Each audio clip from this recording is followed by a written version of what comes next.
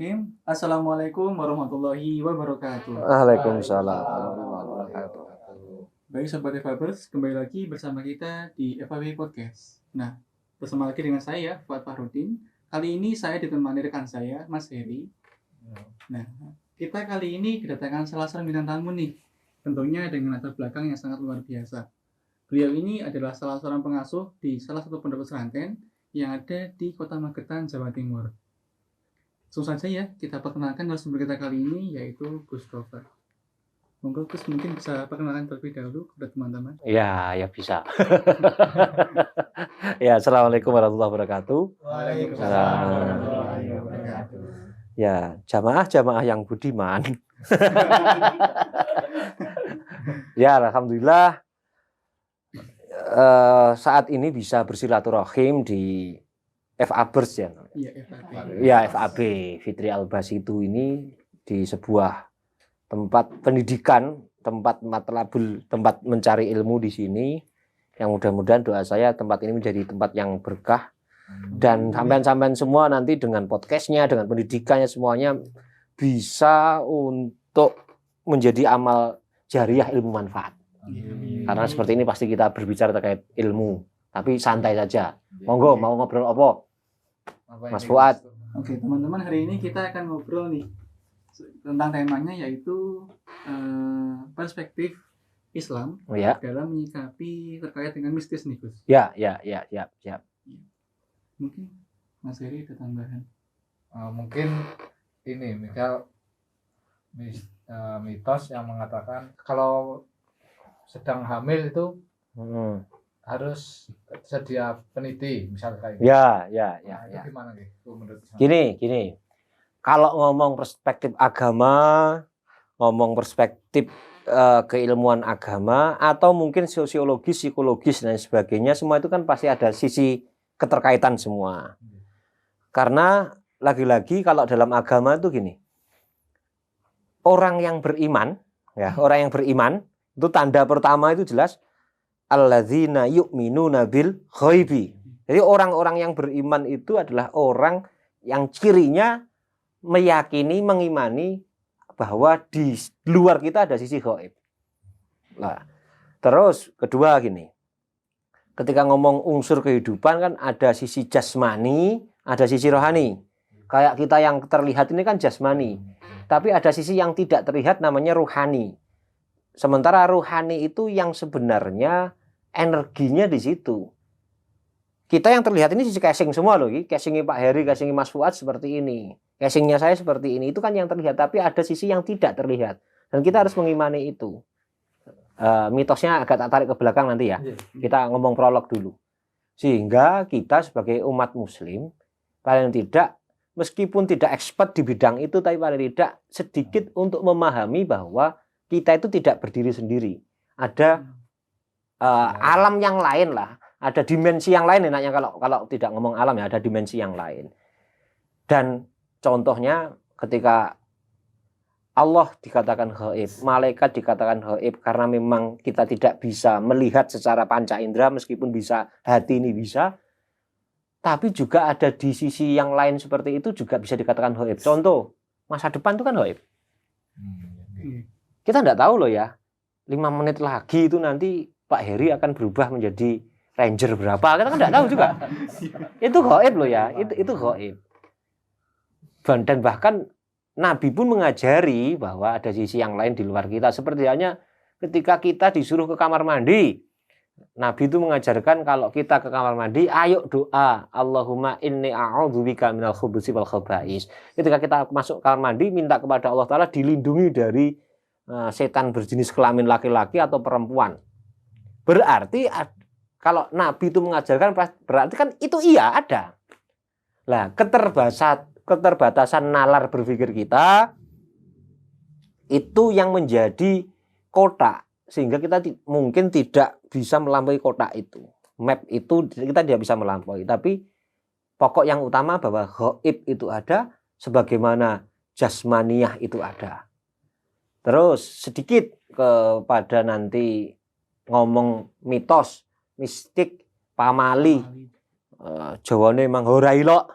Bahasa Jawane kan ora ilok. Contoh kayak itu tadi. Kalau orang hamil jangan makan peniti ya. Iku wong ora hamil lah ya ora mangan peniti kan gitu.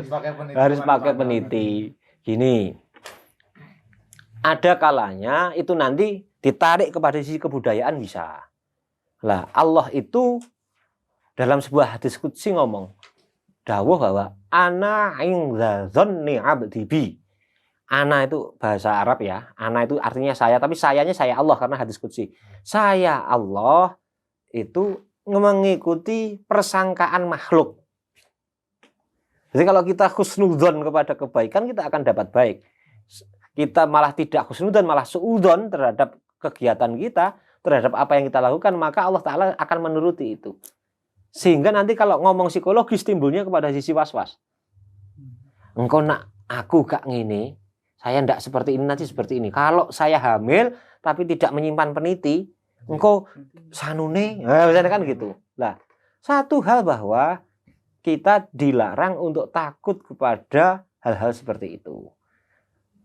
Sekedar mengikuti, nuruti itu menjadi satu titik ndak apa-apa kalau bagi saya loh ya. Karena lagi-lagi seperti ini, terkadang yang memberikan petuah-petuah itu kan rata-rata bapak ibu kita yang sepuh-sepuh. Yang ketika ngomong perspektif zaman dulu lah ya. Wis diajari secara turun-temurun harus A, B, C yang harus dituruti. Maka kalau kita pun menuruti itu sekedar dalam tanda kutip, yang penting tidak dalam konteks urusan kita melanggar syar'i, tidak apa-apa. Sekedar yang kita cari adalah bentuk keridhoan. Yang ada Ya, orang tua. ridho orang tua. Karena ridhollah fi ridho walidain, wa suhtullah fi suhtil walidain. Ridhonya Allah tergantung ridhonya orang tua, murkanya Allah tergantung murkanya orang tua. Lah guyone cara candanya gini, masa urusan peniti dadak padu tuh sampean.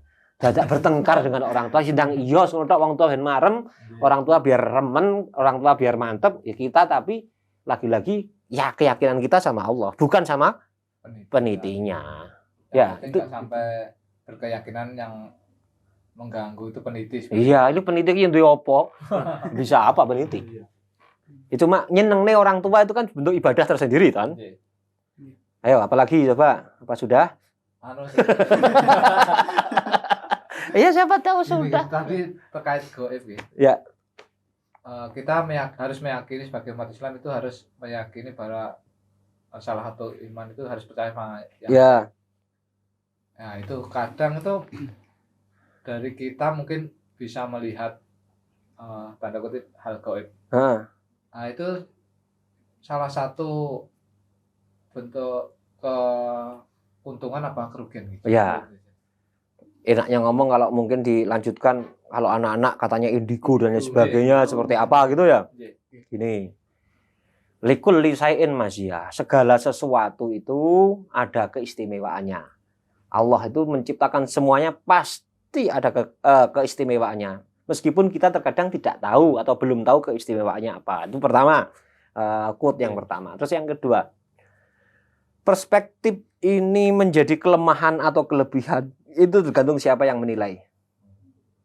Tapi lagi-lagi kalau ditanya, normalnya orang ketika hatinya itu memang benar-benar bersih, dia akan oleh Allah diberikan kemampuan untuk bagaimana menilai sesuatu.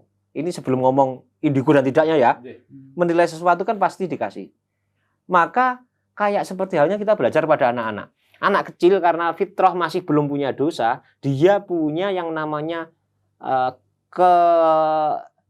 bahasanya bukan kelibat ya. Anak kecil itu pasti punya intuisi yang lebih. Kepekaan yang lebih, ya punya kepekaan yang lebih karena lagi-lagi tidak kotor, masih bersih. Dia punya kepekaan yang lebih, tapi daya tahan kurang. Kenapa? Kalau anak kecil coba, anak yang baru lahir kalau tidak ada orang tuanya, maka dia ninggal lah, mati. Enaknya ngomong. Jadi kalau anak manusia itu kenapa kok paling lemah itu ya itu kalau dia kecil lahir tidak nanti sama orang tuanya diopeni atau dirawat pasti meninggal. Tapi kalau anaknya hewan kan enggak. Sekali lahir langsung bisa berdiri, yang nyusoni dewe yang mae, biasanya kan seperti itu. Tapi kalau manusia kan enggak. Nah, maka dia itu punya kepekaan yang lebih, tapi daya tahan kurang. Daya tahan lemah. Bedanya kalau yang ini, para gerangan-gerangan, para kayak kita ini, ya, kita itu punya daya tahan yang lebih kuat, imunnya lebih kuat, tapi tidak peka. Intuisinya berkurang karena apa? Enaknya ngomong, sama-sama kita punya kacanya, kaca yang baru keluar dari mobil, yang baru keluar dari dealer, kacanya kan masih bersih. Lah kita itu mobil yang sudah lama keluar dari dealer, jamuran. Jamur itu kan berarti dari apa? Dari kesalahan, dari dosa dan yang lain sebagainya, sehingga ketika ngomong penilaian terhadap segala sesuatu kurang jelas. Lah normalnya berarti orang itu semua punya cara pandang yang tajam, itu normalnya. Sebelum dikotori oleh kotoran-kotoran yang lain. Lah, bagi orang mungkin sama Allah Ta'ala diberikan cara melihat di indera keenamnya kebuka dan lain sebagainya, itu bisa menjadi kelemahan dan juga bisa menjadi kelebihan. Kalau bisa memanfaatkan untuk kebaikan dalam dirinya, tapi kalau tergantung ketika melihat sesuatu dengan itu, maka nanti bisa menjadi keburukan karena ada ta'aluk, hubungan yang tidak pas. Sehingga lagi-lagi mata itu pelajarannya kalau sisi spiritual ada 4.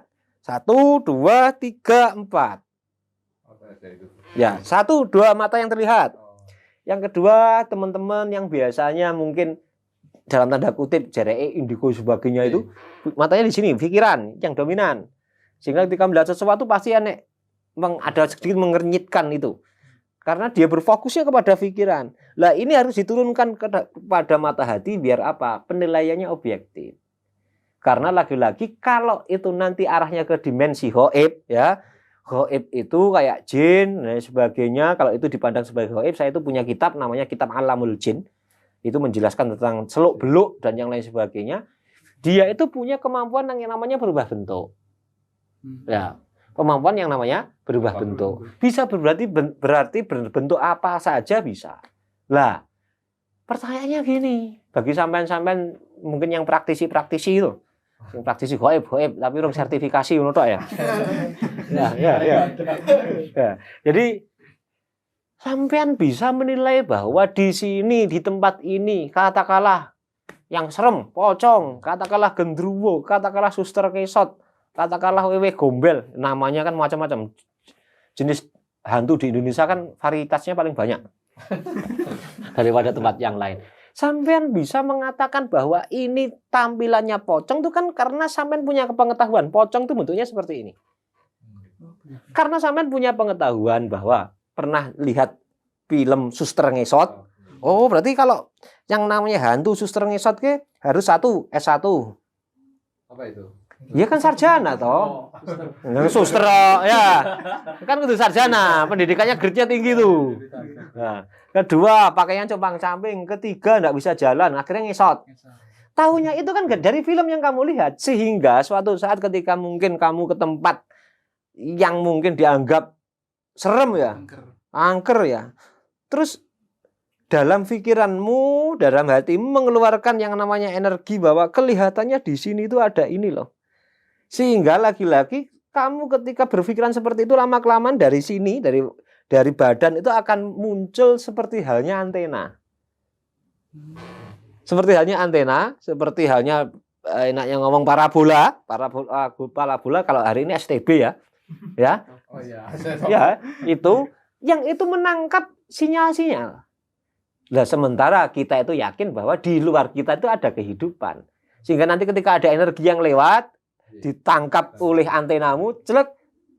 Itu kan yang namanya energi kan pasti puzzle loh. Coding loh bahasanya komputer, coding ketemu celek. Lah kamu menggambarkan keyakinanmu apa akan menjadi itu, bisa. Jadi yang sampean gambarkan WW, oh tadi ini WW, gambarkan gendruwo, tadinya gendruwo. Padahal kita tidak pernah, biasanya jarang sekali orang yang benar-benar tidak melihat TV, tidak melihat apa-apa, tidak pernah melihat sinetron, tidak melihat Conjuring dan yang lain sebagainya, tahu ini jenis hantu seperti ini. Makanya kalau anak-anak kecil sampai lihat, mungkin kalau bahasa Jawanya itu sawan, ya, kena sawan, oke. Dia paling gambarnya, oh di sana ada gini, di sana ada gini, dan tidak takut biasanya, karena tidak tahu ini bahwa dimensi gaib ini biasa saja.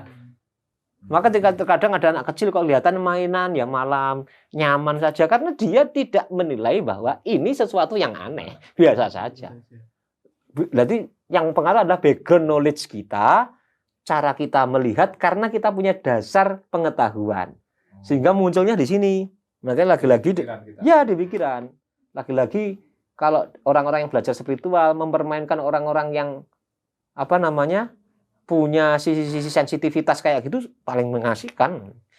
Sampai maunya dukun sing sertifikasi mang ya. Dilo AA bisa. Ya kita tes aja dari jauh. Ini kita munculkan yang sampean inginkan apa, yang munculkan itu. Maka lagi-lagi yang terakhir butuh kedalaman sisi hati. Kalaupun tadi yang molak-malik itu tadi, ini mata yang paling tajam.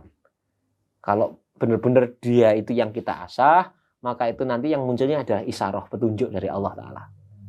Maka lagi-lagi kelebihan atau kelemahan tergantung bagi siapa. Dan lagi-lagi tidak ada semuanya yang di luar skenario-nya Allah Ta'ala. Jadi ketika mungkin kita dikasih penglihatan sesuatu, kalau itu memang dari Allah Ta'ala, terus kenapa? Berarti cara menyikapinya begitu nih Gus? Iya, cara menyikapi makanya butuh keluasan berpikir kan seperti itu toh. Jadi kita kan akhirnya tidak terjebak pada teks sing benar-benar akhirnya kalau ndak gini ndak, jangan. Kita akan mempersempit cara pandang kita.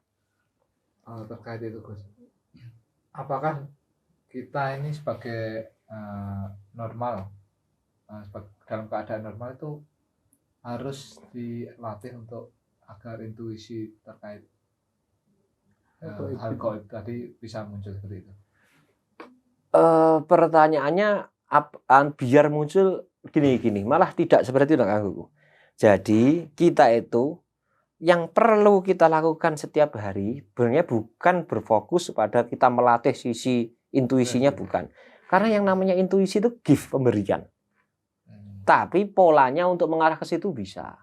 Maka yang ada lagi-lagi yang sering tak obrolkan bahwa kita itu makhluk yang harus punya hubungan baik dengan atas, yang harus punya hubungan baik dengan sesama.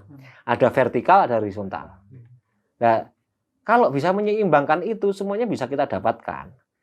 Nah, lagi-lagi kita itu terkadang ada kecondongan salah satu dan tidak memperdulikan yang lain.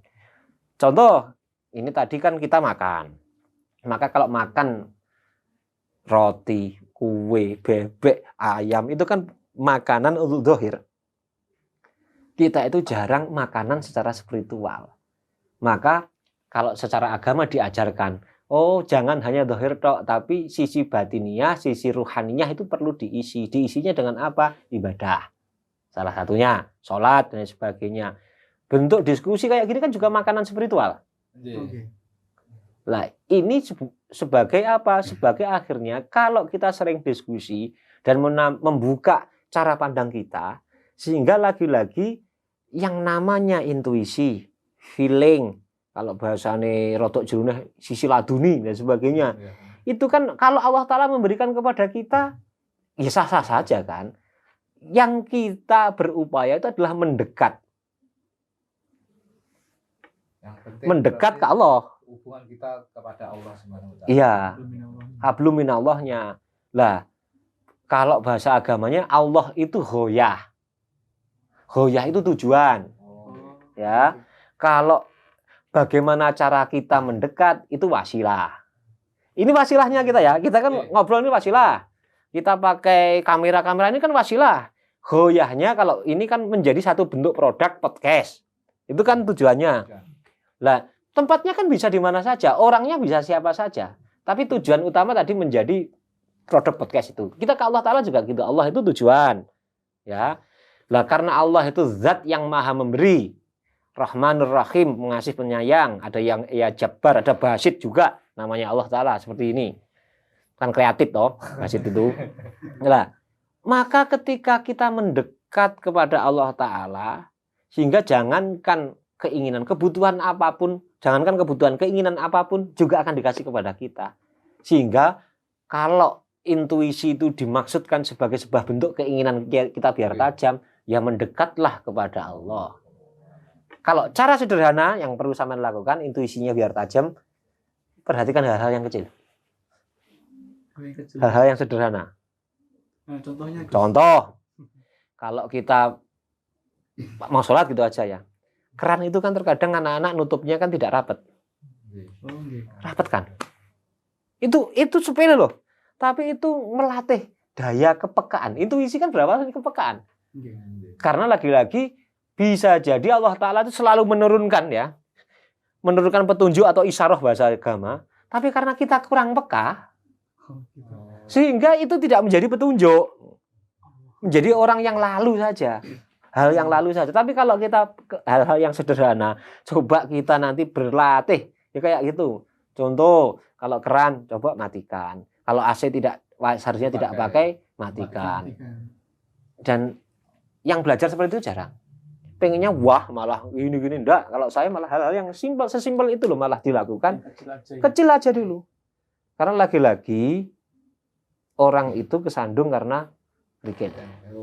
Bukan karena batu sak prauto yora. Mesti karena kerikil yang kecil kesandungnya orang itu. Makanya perhatikan hal yang kecil, hal yang besar nanti kepegang. Mengikuti. Nah, Terkait Pahayu tadi mungkin Mas ya. Fuad ada cerita. Mungkin ini kan yang sering ditanyakan sama anak-anak muda ya. Ya. Terlebih kayak saya ini kan juga belum nikah juga kan. Ya. Ketok. Ya. Ya. Doain Mungkin kan terus yang- cepat-cepat. Mungkin kan yang sering ditanyakan kan ini terkait dengan murton nih Gus. Ya. Itu kan di dalam adat Jawa kan sangat kental sekali. Ya. Apalagi kalau misalkan kita berhadapannya dengan langsung dengan orang tua ini. Hmm, Misalkan saya udah punya calon nih Gus, Ya. si A gitu kan. Ketika dicocokkan murtonnya gitu kan, Hmm. oh ada masalah begini. Lah itu mungkin dari perspektif Islam cara Ya. menyikapinya bagaimana Gus? Urusan weton gini. Ya. Agak yang namanya hari itu kalau kita ngomong sejarah ada hari secara internasional ya, ada secara internasional di Arab, di Barat semuanya kan ada 7. Kalau Arab Ahad, Senin, Selasa, Arba, Khomsah, Jum'ah, Sab'ah. Sab'atun kan 7 artinya. Nah, kalau Jawa itu kan punyanya cuma 5. Oh, Kalau Jawa, Paing, Pon, Wage, Kliwon, Legi. Ya kayak sampean-sampean ini pasti apa namanya? Pasti punya kesendirian masing-masing hari. Yang itu tidak sama satu orang dengan orang yang lain. Lah, terus karena ada perbedaan hari itu sehingga kalau ngomong sisi-sisi ibadah, contoh, sampean tahu akikoh kan? nggih. Akikoh itu sunnah Nabi kepada orang tua yang punya anak. Kalau laki-laki disembelihkan nanti kambing 2, kalau perempuan 1. Itu contoh. Harinya pas hari berapa? Hari ke-7. Analisa saya, kenapa kok hari ke-7 waktu itu? Karena Arab itu punyanya 7. Lah, ketika agama Islam yang dibawa Kanjeng Nabi itu masuk di Jawa, waktu itu kan Jawa itu sudah mengenal kebudayaan. Kebudayaannya sudah kuat. Zaman Mojopahit, zaman Singosari, zaman yang terakhir ini ada Mataram Islam, sebelumnya ada Mataram kuno dan sebagainya. Itu kan berarti kebudayaan, terus ngomong sisi kepribadian bangsa secara budaya waktu itu sudah sangat kuat. Sehingga butuh strategi-strategi kebudayaan yang mengakulturasikan nilai-nilai Islam kepada bentuk kebudayaan. Karena lagi-lagi Kanjeng Nabi kan diutus innama bi'istu liutammima makarimal akhlak. Nabi itu diutus untuk menyempurnakan akhlak. Akhlak itu kan ketika ngomong bahasanya kita kan attitude, adab, sopan santun, tata krama. Itu kan benar-benar wujud kebudayaan, wujud budaya. Iya. Sehingga Islam masuk di jalur itu dan tanpa ada sisi ofensif penyerangan secara kekuatan perang tidak ada. Masuk di Jawa ini. Lah, ketika ngomong ada akulturasi ke Islam dan kebudayaan, maka dulu ada namanya Mbah Ronggo Warsito. Mbah Ronggo Warsito itu sarang keturunan kerajaan Mataram yang belajar nyantri di Ponorogo ini. Enek jetis makam apa itu Tegal Sari, ya bahasan besar itu kan. Itu dulu belajarnya di situ dan ketika selesai belajar balik ke Mataram lagi sebagai pujangga. Pujangga Agung. Pujangga itu kan kalau enaknya hari ini ibaratnya orang yang punya kapasitas untuk menentukan fatwa, orang yang punya kapasitas untuk menentukan kebijakan dewan penasihatnya lah. Bahkan sampai urusan hari ini hari apa sebagainya. Maka semenjak waktu itu dalam sejarah yang kita pelajari muncul akhirnya gabungan antara hari Islam, bukan hari Islam ya, hari-hari internasional, enaknya ngomong, sama hari-hari yang ada di Jawa. Contoh makanya muncul hari ini Sabtu Kliwon. Ya, kayak hari ini kan Sabtu Kliwon. Berarti besok itu Minggu Legi, Senene Paing. Bahasanya gitu. Lah. Dan itu kalau di Jawa muncul nilainya hari itu. Itu dari mana? Lah iki aku golek irung cethuk ya. Kuwi sangka ndi biyen bae sapa? Itu mirip-mirip kalau di China ada ajar apa namanya itu kayak Feng Shui, benar. Itu di Cina ada seperti itu. Ada lagi nanti di ilmu angka dan ilmu huruf. Apa coba sampean browsing? Itu ada. Kita itu sebelum ngomong weton ya.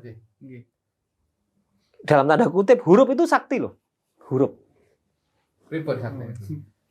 Kita terkadang sama Allah Ta'ala itu tidak setakut kepada huruf. Guyone ngomong tandanya. Pak Heri apa berani menuliskan di buku rekeningnya huruf H itu tidak seperti itu? Kok tulis M nanti Mary ora Heri? Huruf H aja. Nggak berani kan? Nggak berani. Dan kita nggak tahu loh, itu dulu siapa yang kreatornya. Orang-orang apa dok imannya yang huruf luar biasa. Sampai apa berani tidak menuliskan huruf B itu kayak gitu? Nggak berani. Maka lagi-lagi itu menjadi sebuah titik kesepakatan sebenarnya.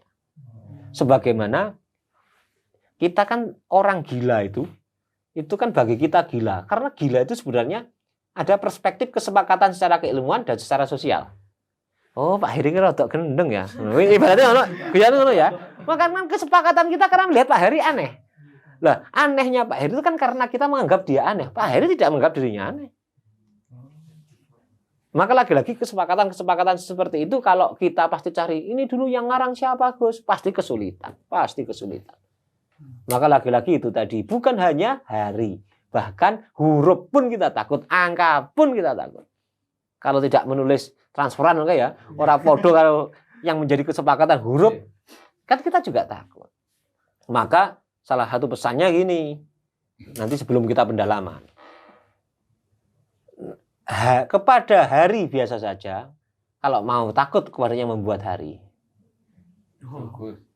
Maka lagi-lagi kan gitu. Kalau ngomong yang memberikan nama ini apa, itu kita pasti juga kesulitan semua. Tapi kalau jenengan tanyanya, oh awal mula Masehi itu apa kan Pak? Ada sejarahnya ya. Awal mula Muharram, ada sejarahnya, bisa dibuka-buka lah, itu gampang itu. Tapi kalau ngomong hari, itu sudah lebih lama lagi. Kalau hari baru berapa tahun?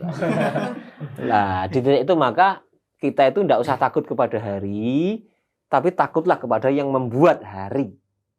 Sehingga lagi-lagi kalau urusan dengan orang tua terkait hitungan sebagainya, kalau bagi saya pribadi karena kita ya juga berhak milih, menang milih. Seperti halnya kenapa kalau sampai upacara hari Senin, dino Selasa kan ya apa-apa, enggak apa-apa kan? Cuma nak apa mulai Senin kok ora pantes ngono ya.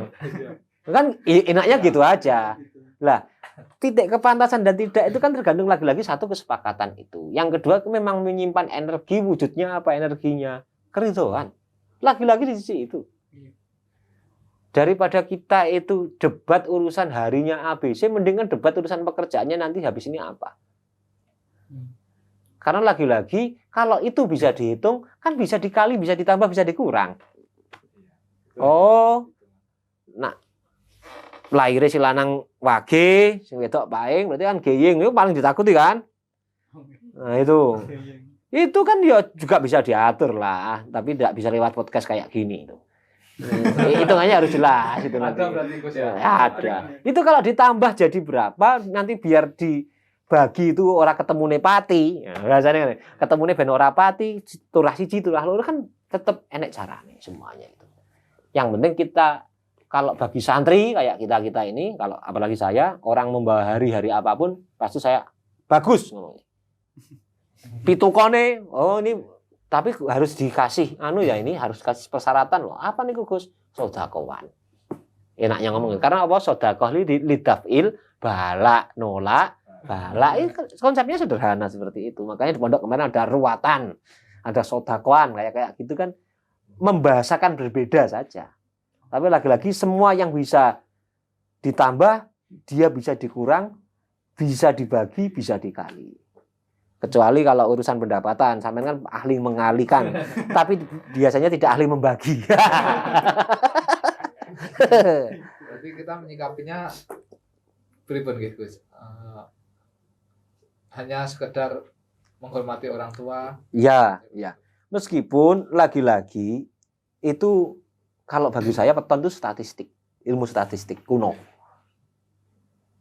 Nah, tapi sayangnya kita itu kan tidak punya tradisi literasi tuh sebenarnya. Coba kalau itu dari dulu dibukukan secara rapi, perspektifnya ABC pasti akan ketemu semua. Karena semuanya ada polanya loh memang ada polanya. Kalau orang lahir di hari ini polanya seperti ini. Kalau wongnya lahir di pon, contoh, itu biasanya ketika ngomong biasa tadi tidak 100%. Ketika ngomong biasanya, itu ngomong probabilitas kan. Berarti kalau wong lahir pon contoh wong kuwi dia cita-citanya tinggi Keras. tapi tidak imbang dengan usahanya. Biasanya kalau pon.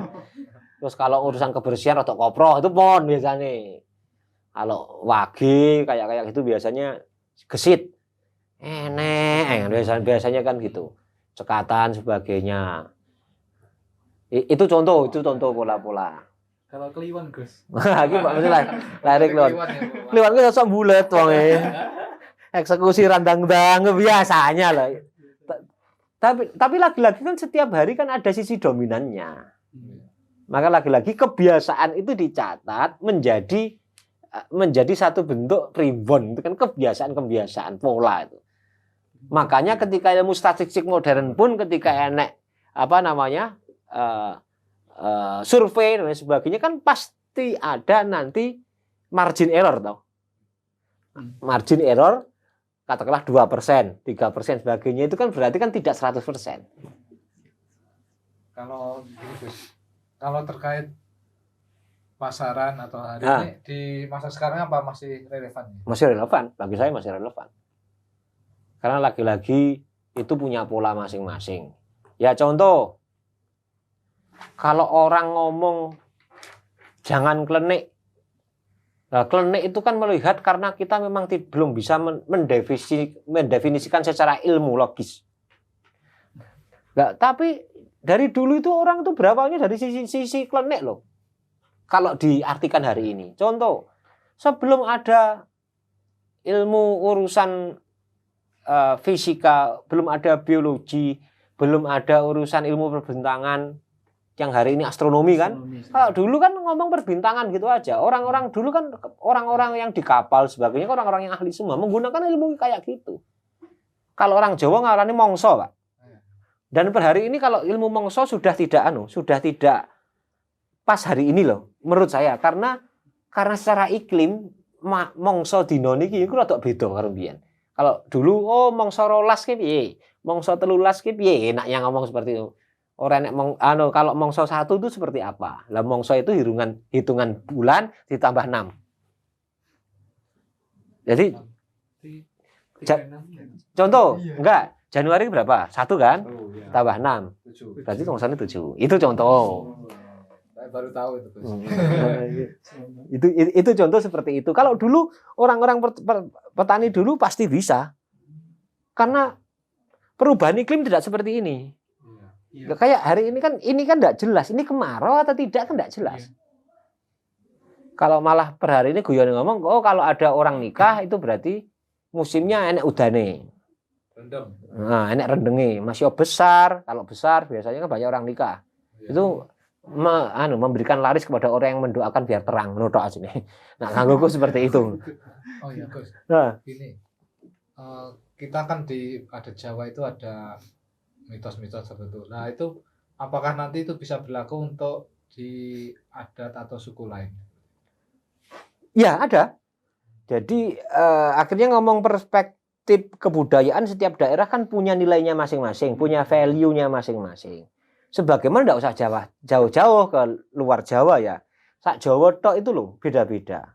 Contoh kayak Muharram kayak gini, mungkin di kampungnya sampean ketika bareng-bareng ngumpul ya, bareng-bareng ngumpul kondangan katakanlah kendurian, harinya nyari Selasa Kliwon.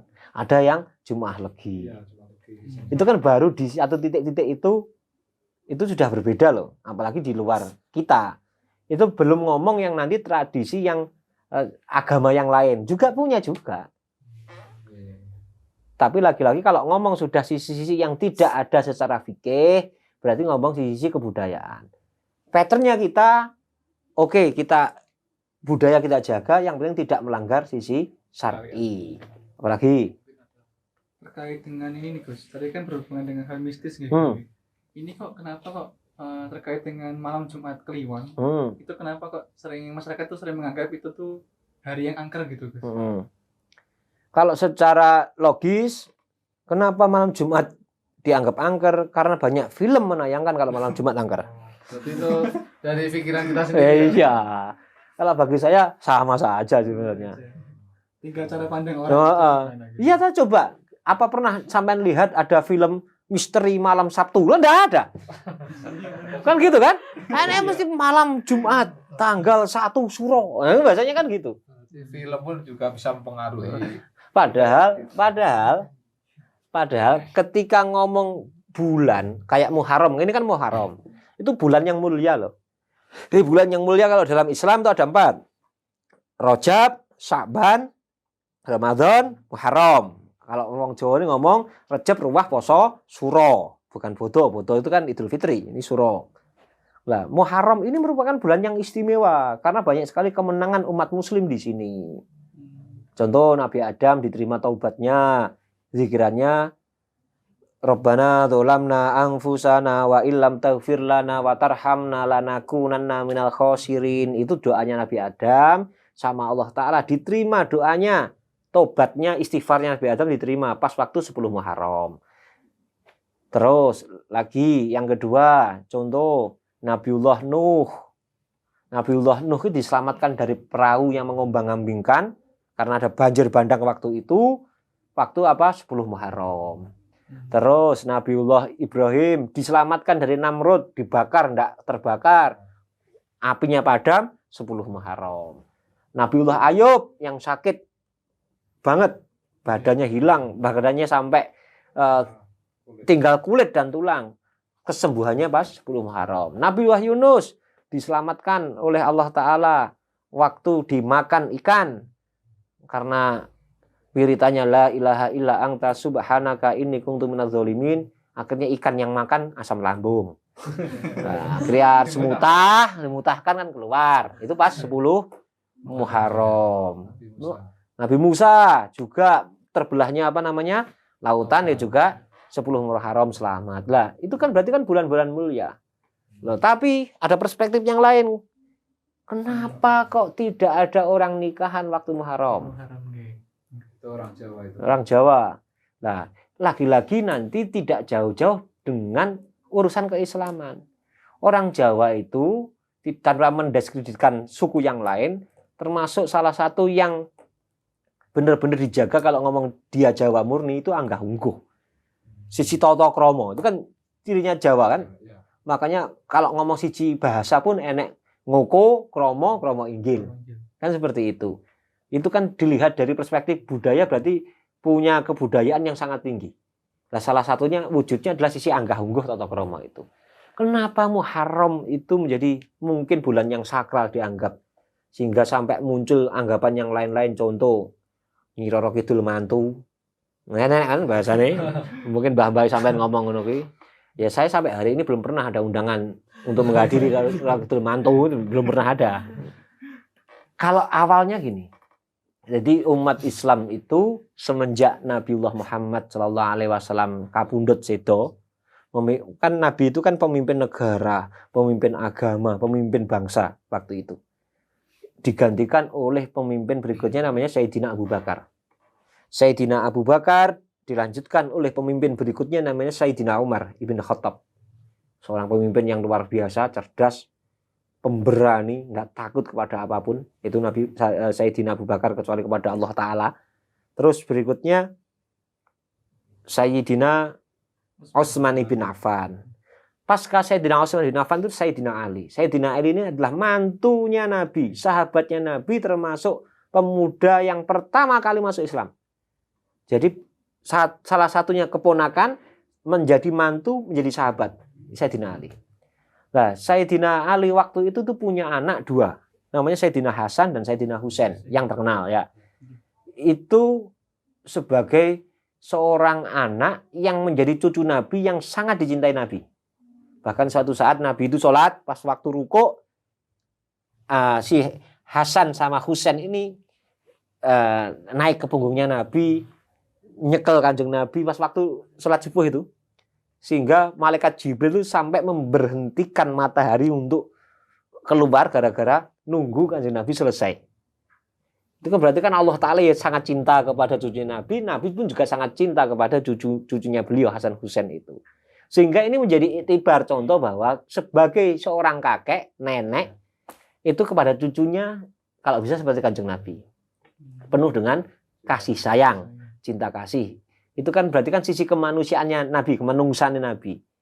Sehingga per hari ini kalau sampean punya anak, pas waktu sholat, numpaki sampean, jangan marah. Biasa aja, seneng. Alhamdulillah anak itu masih nyaman dengan orang yang sholat.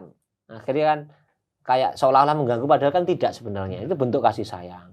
Kecuali sing numpai sampean, bojone sampean ngongkrok nek gulune baru dipermasalahkan ya kalau seperti itu.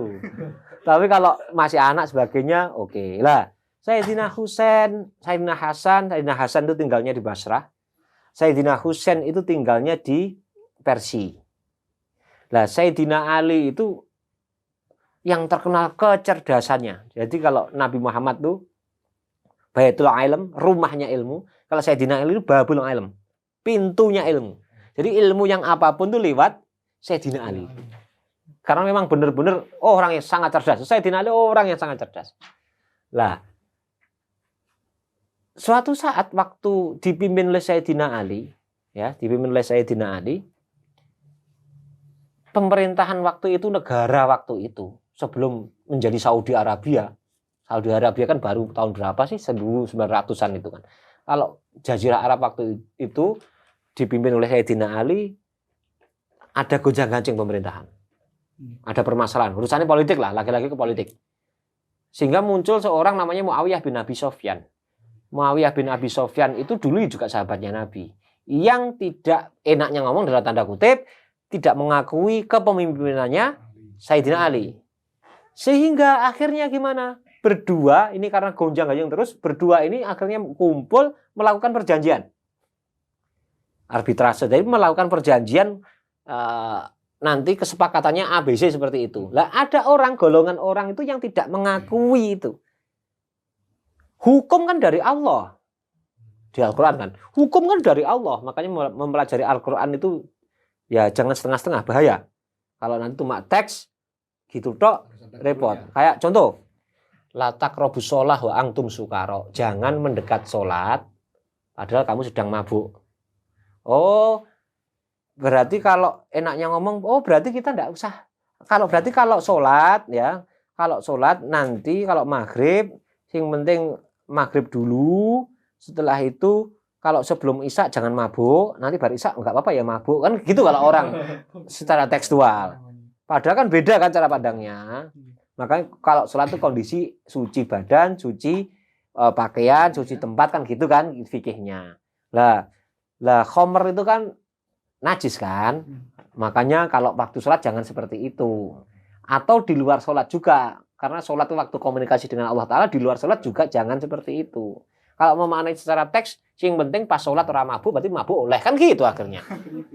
Kan padahal beda perspektifnya. Lah, orang-orang yang tidak mengakui Sayyidina Ali, Sayyidina Muawiyah itu akhirnya memberi keputusan, oh berarti Sayyidina Ali ini kafir nih. Keluar dari Islam karena berani membuat undang-undang perjanjian sendiri. Padahal hukumlah dari Allah. Makanya ini kafir boleh dibunuh. Makanya ngaji itu harus gurunya tepak itu seperti itu. Jangan sampai keliru guru. Itu keliru guru kabeh. Ya. Lah, akhirnya muncullah kalangan Khawarij keluar dari golongan-golongan itu. Sehingga keputusannya adalah Sayyidina Ali karena dia membuat hukum sendiri, keluar dari hukumnya Allah, maka hukumnya kafir boleh dibunuh. Sehingga waktu sholat subuh, Sayyidina Ali pas memimpin sholat subuh, ada orang menghunuskan pisau dan menusuk Sayyidina Ali sampai meninggal. Namanya Abdurrahman bin Muljam. Jenenge lak kayak Islam ya. Abdurrahman bin Muljam. Dia itu dulu seorang hafid Quran, Abdurrahman bin Muljam itu. Seorang yang kalau malam beribadah, sholat tahajud, kalau pagi puasa. Tapi tega membunuh Sayyidina Ali gara-gara pikirannya wis terkontaminasi radikalisme itu. Sehingga lagi-lagi hati-hati. Memilih guru lagi-lagi itu karena keliru konsep semuanya. Dan menganggap Sayyidina Ali adalah orang yang kafir. Padahal Sayyidina Ali itu salah satu sahabat, 10 sahabat yang dijamin masuk surga. Berarti kan itu kan berani kepada Rasulullah. Tahu enak ngomong. Kan itu. Lah, ketika Sayyidina Ali wafat, sebagai anak, yang satu di Basrah, yang satu di Persia, itu kan merasa tergugah kalau orang tuanya meninggal, itu kan kudu takziah toh. Di kita kan juga seperti itu. Makanya istilahnya nak dino geblake mbae aja yang dindi. Kan di Jawa kan gitu kan. Kenapa Gus? Ya, geblak tulung ono dhisik, dekno sik aja kok tinggal ngalih. Oh, geblak kok tinggal ngalih ya. Wah, rasopan ya butuh. Ya paling tidak itu harinya itu kalau orang tua meninggal, saudara kita meninggal, kita pulang takziah. Akhirnya benar Sayyidina Hasan dari Basrah takziah, Sayyidina Husain dari Persia. Persia itu sebuah dulu daerah yang sangat kaya raya. Di situ punya raja namanya Raja Rustum, penyembah api. Agama penyembah api itu Majusi. Oh, sampean pernah dengar ya, Majusi. Itu penyembah api. Tempatnya api itu di Manaroh namanya. Manaroh itu tempat menyimpan nar. Nar kan api kan? Manaroh di tempat menyimpan api, di tempat yang tinggi, di atasnya ada apinya. Lah, Sayyidina Husain itu adalah mantunya Raja Rustum. Karena sangke api Sayyidina Ali, sangke api sangat baiknya Sayyidina Husain dinikahkan dengan anaknya Raja Rustum yang minta Raja Rustum.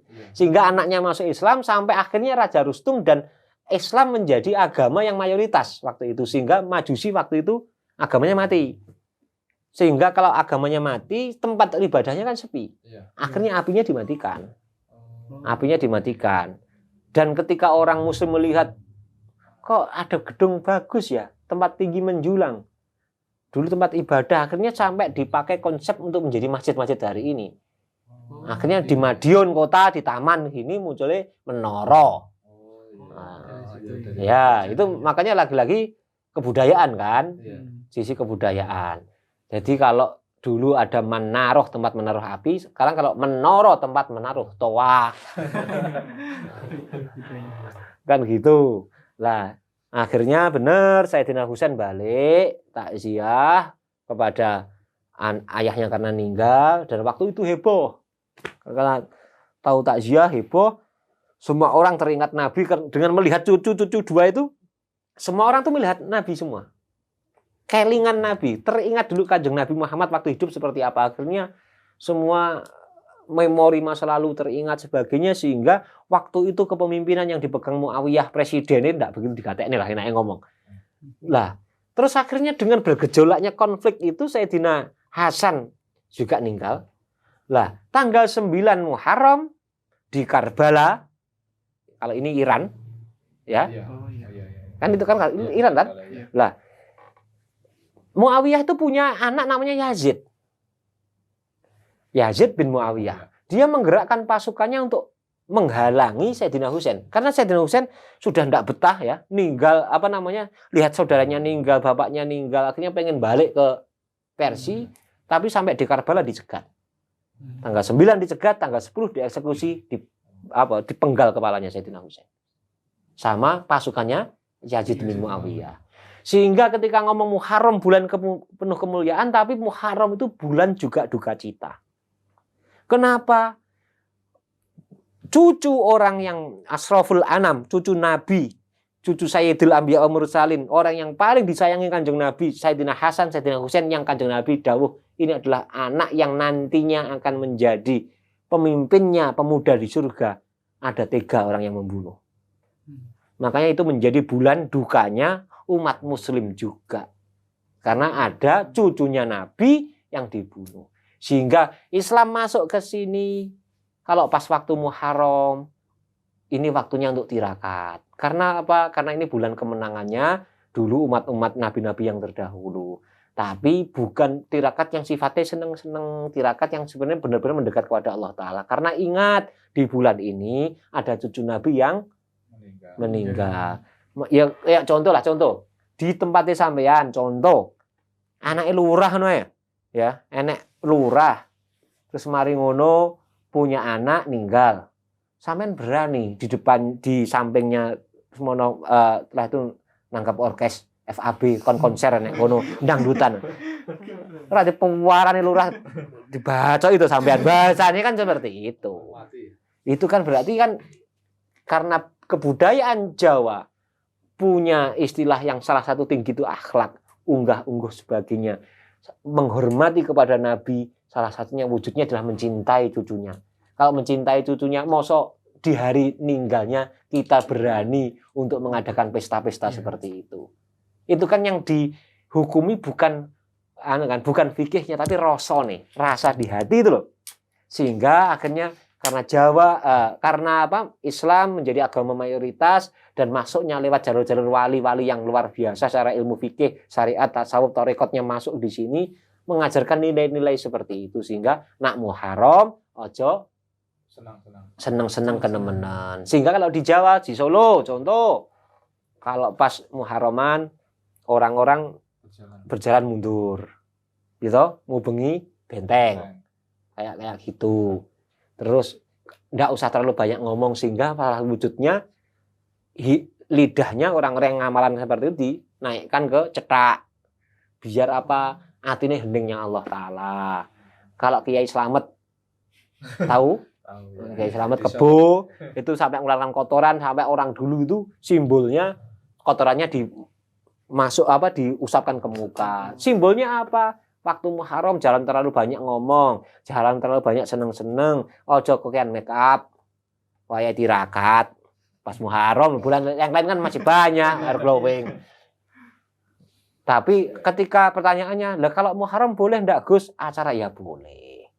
Kalau masa nanti kalau urusan kematian, kalau bulan Muharram dilarang mati ya ndak mungkin. Urusan lahiran kalau Muharram jangan lahiran juga ndak mungkin. Yang penting konsepnya kalau dalam agama itu wala tusrifu, jangan berlebih-lebihan, biasa gitu aja. Oke, baik Gus. Ini mungkin jadi pertanyaan terakhir ya. Gus. Tadi kan balik lagi soal rotan ya Gus ya, terkait dengan pernikahan. Kan biasanya kan anak-anak muda ini kan kalau mau nikah biasanya kan juga istiqoroh ya Gus ya. Ya. Pastinya mereka juga mungkin ada beberapa yang mengalami mimpi ini. Mungkin ada mimpi yang secara tafsir itu mungkin katanya bagus, jelek, kayak misalkan mimpi ada burung dari jauh itu bagus. Ketika dekat dengan kita yang ternyata burungnya rontok semua. Mimpi mungkin ada nih sumur gitu kan, katanya jernih. Tapi waktu diangkat airnya ternyata airnya jadi keruh. Mungkin itu kaitannya dengan dari perspektif Islam itu bagaimana kita menyikapinya? Ketika ada sepasang pemuda atau pemudi kalau mau nikah minta isyarah dengan istikharah. Isyarah itu petunjuk, istikharah itu prosesnya untuk dapat isyarah. Seperti ini. Di Islam itu juga mengenal namanya tafsir mimpi juga ada loh. Takbirur ru'yah. Salah satu yang ahli bener Nabiullah Yusuf. Masih ingat? Masih ingat. Nah, Nabiullah Yusuf itu anaknya Nabiullah Yakub itu anaknya Nabiullah Ishak itu anaknya Nabiullah Ibrahim. Jadi Nabiullah Ibrahim itu yang terkenal istrinya 2, ada Sarah, ada Hajar. Kalau dari Hajar nanti ke Sayyidina Ismail, turun-turun sampai ke Sayyidina Muhammad. Kalau yang dari Nabiullah Ibrahim tadi ya, Nabiullah Ibrahim punya anak Nabiullah Ishak dengan Siti Sarah. Nabiullah Ishak punya anak Nabiullah Yakub. Nabiullah Yakub itu namanya Israel. Israel itu artinya Abdullah kalau bahasa Arabnya. Hamba Allah lah enaknya ngomong. Lah, Nabiullah Yakub ini punya anak jumlahnya 12. Termasuk Yusuf, termasuk Bunyamin, makanya 12 anak ini namanya Bani Israel. Dari situ. Jadi itu ada kita itu berarti ada persaudaraan lah dengan Nasrani kalau ngomong secara historis ya, dengan Yahudi lewat Nabiullah Ibrahim ini. Itu kita. Lah, Nabiullah Yusuf kan terkenal penafsir mimpi sampai menafsirkan A B C D E F G sebagainya, tahu bahkan menafsirkan nanti 7 tahun lagi akan ada paceklik. Kan itu kan berarti kan diakui kan ada. Cuma di pergeseran zaman para penafsir mimpi itu kalau di kita menjadi aneh. Anehnya karena tidak semua ya, tapi banyak yang menjadi sarana untuk keburukan. Contoh, kalau ketemunya mimpi bekecot, berarti 02. Ya, kan seperti itu. Tapi saya kira kalau hari ini juga sudah tidak relevan lagi karena sudah tidak muncul kayak gitu, munculnya slot. Kayak akatanmu lah, kayak kan gitu kan. Lah, maka lagi-lagi untuk mencapai sisi kejernihan dalam menafsirkan mimpi berarti harus ke ahlinya. Itu. Yang kedua, tidak semua isyarah itu dari mimpi loh. Kalau sebagaimana kita itu pengen mendapatkan jodoh yang terbaik dan mengistikhorai orang, kalau saya malah biasanya kalau mengistikhorai urusan saya sendiri, biasanya bukan saya. Kalau urusanku dewe, saya itu minta kepada guru-guru saya yang saya minta istikhorai. Karena sisi kalau saya pasti tidak objektif kepada saya sendiri, subjektivitas saya muncul. Karena kepentingan kan? Kepentingan. Padahal istikharah itu yang dicari adalah kejernihan. Kejernihan dalam menentukan A atau B. Karena lagi-lagi istikharah itu munculnya adalah faktor keputusan terakhir, yaitu keyakinan. Kayak yang tadi tak omongkan, masalah yakin. Dan kita harus yakin sebelum memang istikharah itu yang kita istikharah juga yakin mau, itu yang paling penting nak kalau jangan istikharah dulu, sing di istikharah yakin gak gelem, kita yakin dia mau. Itu repot itu. Berbeda keyakinan kalau kayak gitu. Lah, makanya di titik itu salah satu bentuk isyarah itu mungkin kalau kita condong dengan seorang kok kita menjadi lebih baik, maka itu bagi saya cocok. Hasil yang bagus. Tapi kalau kita condong kepada seorang, kalau kita dekat, tapi kita jadi lebih buruk, tinggalkan. Itu kalau secara logis. Karena lagi-lagi pasangan itu saling melengkapi. Ya, hunna libasul lakum wa antum libasul lahun. Jadi bahasa Qur'annya, pasangan itu seperti hanya pakaian. Kalau kita ukurannya L, tidak mungkin pakai XL. Berarti kalau kita pengen ukuran XL, yo mangane sira akeh. Ben lemu. Kan gitu kan? Berarti kalau kita pengen pasangan kita ukurannya L, kita ya harus diet lah kalau kegemukan. Berarti kan saling memberikan hak untuk memberikan kepantasan. Nah, lewat mimpi itu juga bisa. Nah, makanya lagi-lagi kalau sampean-sampean nanti istikharah, lewatlah guru-guru sampean. Jangan secara pribadi atau paling tidak orang tua lah. Biar cara memberikan sudut penilaian itu lebih objektif. Karena tinggal yang kita lihat apa, yang kita mimpikan apa, tergantung kalau istilahnya takbir ru'yah itu ada jam berapa, kita waktu tidur tuh wudu dulu apa tidak. Biasanya kan seperti itu. Oh, waktunya puspo tajem apa enggak lah di Jawanya. Puspo tajem berarti waktunya sudah sekitar jam 2, setengah 3. Ya kapan-kapan lah, materi yang lain itu. Jangan sekarang, nanti iya itu apa tuh. Nah, itu waktunya masing-masing dan perspektif penafsirannya berbeda-beda tergantung siapa yang menafsirkan. Loh kok saya mimpi terus kayak gini Gus, berarti kok kan turu. Ngono tok aku. Padahal lagi-lagi kalau ingin segera sampai mimpi-mimpimu, bangunlah tidur. Jangan terlalu banyak tidur. Tidak segera sampai mimpi-mimpimu. Oke, gitu ya? Iya. Oke, berarti mungkin intinya ya. Berarti dari penjelasan awal ya. Kan iya, dari awal kan tadi terkait juga mimpi juga, intinya dari jawabannya mungkin bisa minta bantuan ke orang tua ataupun guru. Itu kayak bagus ya. Terkait dengan istikharahnya, ya. nanti hasil dari psikologi juga bisa objektif juga, Ya. tidak subjektif atau condong ke kita juga gitu kan. Mungkin sebagai ini nih Gus, terakhir closing statement nih, mungkin Ya. ada pesan dan kesan untuk sahabat-sahabat Evaper yang ada di rumah. Ya, jadi sahabat-sahabat, para pemirsa semuanya, yang jelas intinya ayo kita belajar. Biar kita punya disiplin keilmuan yang lebih luas. Dan yang perlu dicatat, semua orang guru, semua tempat sekolah, semua hal ilmu, sehingga kita mensikapi apapun kalau dengan perspektif itu insya Allah lebih luas.